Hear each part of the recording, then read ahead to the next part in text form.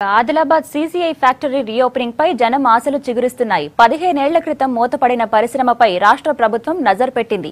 ప్రభుత్వ పరంగా రాయితీలు ఇచ్చేందుకు ఓకే చెప్పినట్లు కూడా సమాచారం. త్వరలోనే రాష్ట్ర ప్రభుత్వం తరపున ఓ టీం ఢిల్లీకి వెళ్లనుంది.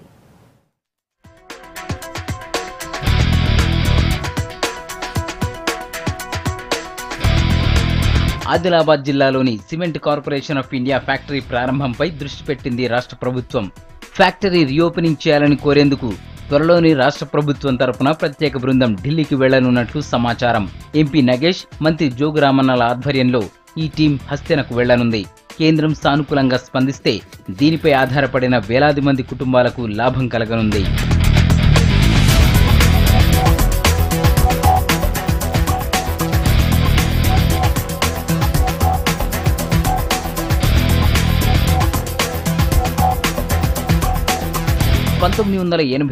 ఆగస్టు 15న సిమెంట్ ఫ్యాక్టరీ ప్రారంభమైంది.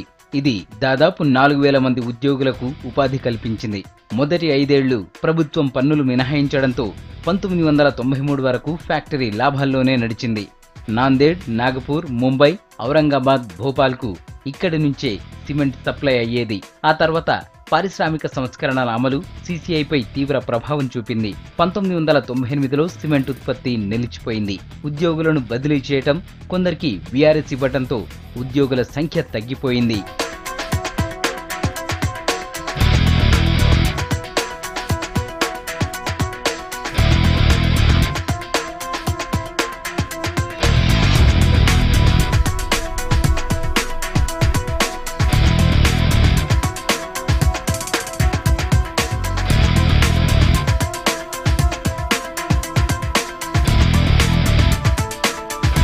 ఫ్యాక్టరీని తిరిగి ప్రారంభించేందుకు అమ్మకపు పన్ను రాయితీ ఇవ్వడంతో పాటు 30% సిమెంటును రాష్ట్ర ప్రభుత్వం కొనుగోలు చేయాలని, అప్పులను మాఫీ చేయాలని డిమాండ్ చేస్తున్నాయి కార్మిక సంఘాలు. ఫ్యాక్టరీ ప్రారంభమైతే వేలాది మందికి ఉపాధి లభిస్తుంది. సిమెంటు తక్కువ ధరకు లభిస్తుంది.